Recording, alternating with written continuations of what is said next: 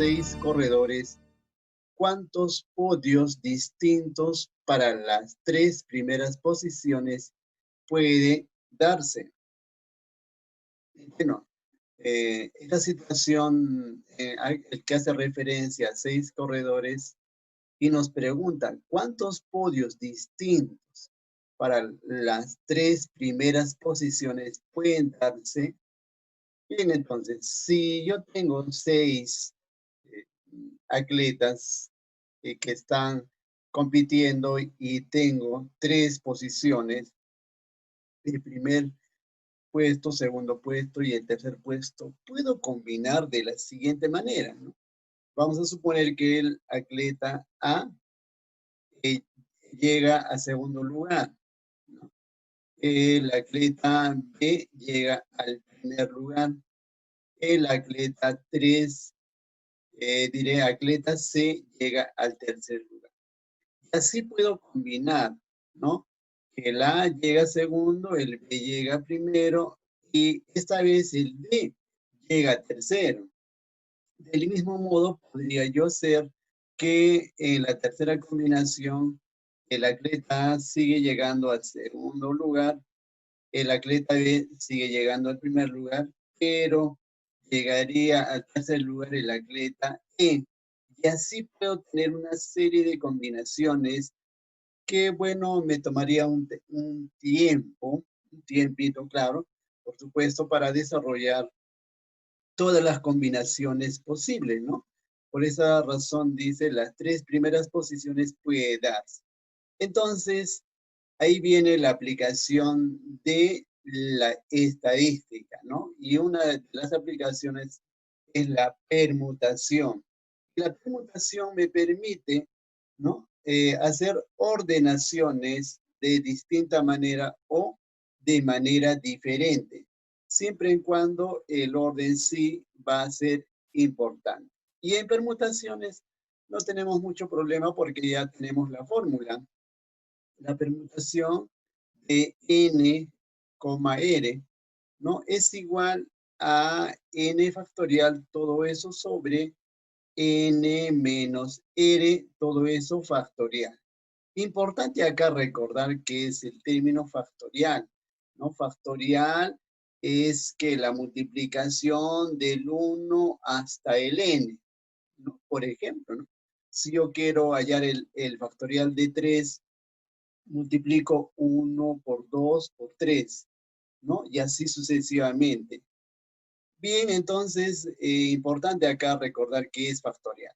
Bien, entonces, permutación, entonces, para nuestro caso, permutación es la ordenación de las distintas maneras. Entonces, para nuestro caso, n sería 6, ¿no? Porque son 6 corredores.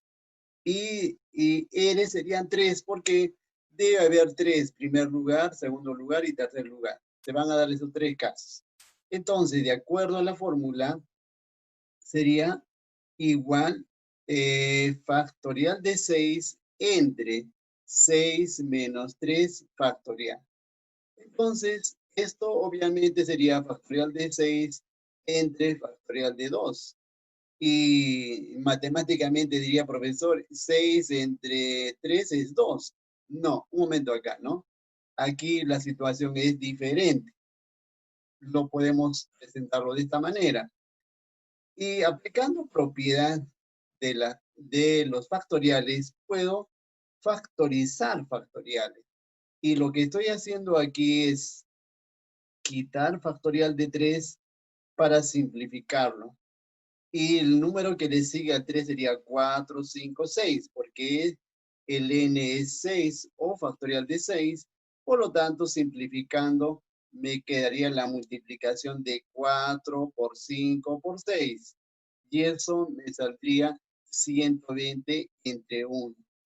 Y finalmente sería 120.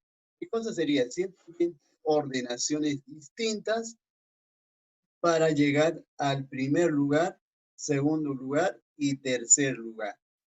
Eso sería aplicando permutación. Pero hay otra manera también de hacerlo, ¿no? Otra manera de hacerlo. Vamos a suponer que yo tengo aquí primer lugar, segundo lugar, tercer lugar. De los 6 que tengo aquí, de los 6 corredores, ¿no? Vamos a suponer que cualquiera de los 6 puede llegar. Entonces, al primer lugar, cualquiera de los 6 puede llegar. ¿No es cierto? Cualquiera de los 6 corredores puede llegar. Si hay uno de los 6 que llegó al primer lugar, me quedan 5. Entonces, al segundo lugar, de los 5 que quedan, cualquiera de los 5 puede llegar al segundo lugar. Ahora, ya no son 5, son 4. Ahora, cualquiera de los 4 puede llegar al tercer lugar. Entonces, tendría esta multiplicación de 5 por 6 por 4, que también se le llama el principio multiplicativo, que consiste en realizar ese tipo de ordenación y igual resultado voy a obtener 6 por 5 por 4, 120. 120, ¿qué cosa es? Ordenaciones diferentes que se dan al primer lugar, segundo lugar y al tercer lugar. Bien, entonces, aplicando entonces esto de los principios y la permutación en lo que es esta situación. Situación 2. La profesora Jennifer del área de matemática del tercer grado de secundaria, luego de corregir sus evaluaciones de salida, registra los resultados en la siguiente tabla. Inicio, progreso, satisfactorio. Y acá tenemos puntaje y cantidad de estudiantes. En el inicio ya sabemos que desde 0 a 10 hay 12 estudiantes. En el proceso de 11 a 13 hay 10 estudiantes. En el satisfactorio de 14 a 20 hay 8 estudiantes. Al elegir a un estudiante del aula al azar, ¿cuál es la probabilidad de que su puntaje no sea satisfactorio? Bien, entonces, me está hablando de la probabilidad. ¿Cuál es la probabilidad de que su puntaje no sea satisfactorio? Entonces, veamos solución. Veamos entonces y planteamos el suceso y el espacio muestral. Acuérdate que el suceso es la pregunta, ¿no? Entonces, para nuestro caso, puntaje no sea satisfactorio, ¿no? Entonces, en nuestro caso, que no sea satisfactorio, ¿no? O sea, que no sean los 8 estudiantes, sino que sean los estudiantes de inicio y los estudiantes de proceso. En este caso, ¿cuántos estudiantes serían? Serían 22 estudiantes. Y el espacio muestral sería la cantidad de estudiantes. ¿Cuántos estudiantes tengo? Tengo 12 estudiantes, 10 estudiantes y 8 estudiantes. En total tengo 30 estudiantes. Eso sería mi espacio muestral. Seguimos. Aplicamos la regla de Laplace. Y entonces la fórmula ya lo tenemos acá. Probabilidad de A es igual a que a 22. 22, ¿qué viene a ser? Pues lo que son de inicio y son de proceso, porque no queremos que sea satisfactorio. Entre el espacio muestral, que ya lo dijimos que es 30. ¿Podemos simplificar? Sí. Al dividir nos va a dar 0,73. Si lo multiplicamos por 100, entonces vamos a obtener que es 73%. Entonces, ¿cuál es la probabilidad de que su promedio no sea satisfactorio? 73%. Bien, entonces, así como se dan cuenta, resulta la aplicación pues de la semana pasada. Vamos con la siguiente situación. La profesora Liz lleva en una urna 14 esferas, de las cuales 8 son de color amarillo y el resto es de color rojo. Uno de los estudiantes del tercer grado extrae sin ver 2 esferas, una por una. ¿Cuál es la probabilidad de que ambas esferas sean de color amarillo? Bien, entonces, dos, o sea, te está diciendo que va a extraer dos veces, una por una, ¿no? Importante entonces. Primero entonces, solución. Veamos la primera extracción, ¿no? Porque la primera extracción va a ejecutar y lo que queremos que es que recoja, dice, o que saque es de color amarillo. ¿Y cuántas bolas amarillas tenemos? De acuerdo a la información de las cuales dice 8 son de color amarillo. Entonces, planteamos el suceso y el espacio muestral. Y entonces sería, el suceso sería que la esfera sea amarilla. ¿Y cuántas amarillas tenemos? Entonces, para nuestro caso es 8. Y nuestro espacio muestral es la totalidad de esferas. Y la totalidad de esferas, como dice acá, es 14. Entonces, la totalidad es 14. Ahora sí, con esa información aplicamos la regla de Laplace y ya sabemos que la probabilidad de A es igual a 8 de 14. ¿Podemos simplificar? Claro que sí, pero mantengámoslos así porque todavía nos falta la segunda parte, ¿no? Porque esta es la primera extracción. Vayamos a la segunda extracción. La segunda extracción. Ya hemos sacado entonces la primera extracción, que sería 8 de 14. Vamos a la segunda extracción.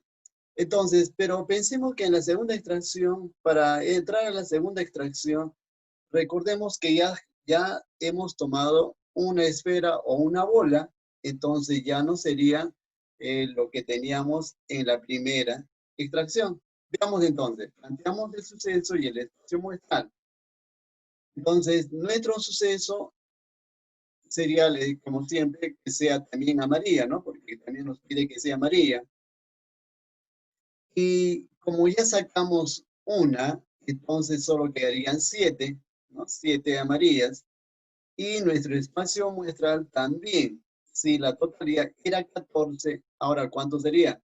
Como ya sacamos uno, sería 3.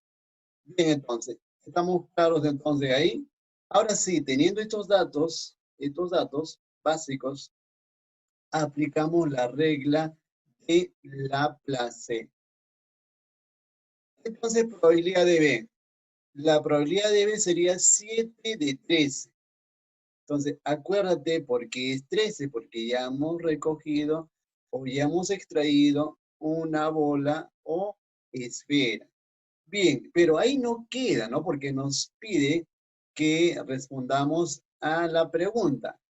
Entonces, ¿qué se hace entonces para ver la probabilidad de que al extraer en ambos casos, porque en la primera y en la segunda, lo que debemos hacer que es multiplicar la probabilidad de A por la probabilidad de B. Entonces, la probabilidad de A es 8/14 por la probabilidad de B, que sería 7/13, ¿no? Y esto me va a dar un resultado. Pero antes del resultado, ¿puedo simplificar? Sí, puedo simplificar, puedo sacar séptima. Séptima 1, séptima 2. Ahora sí, entonces, puedo tener como resultado 8 por 1, 8. Y 2 por 13 es 26. ¿A esto puedo simplificar? Sí lo puedo simplificar. Pero podemos dividir también, lo podemos dividir y nos va a salir un decimal. Redondeando el decimal, 0,31. Pero si lo multiplicamos por 100, entonces también lo podemos expresar en porcentaje, es decir, el 31%. Esa es la probabilidad entonces de que al obtener de 1 por 1, de que sea amarilla, tengo la probabilidad de 31%. O también puedo decir de 8/26. O también puedo decir 0,31 es la posibilidad de obtener que las dos bolas sean amarillas al extraer una por una de una. Bien, jóvenes, espero que esto sea de apoyo en el trabajo que vienen haciendo.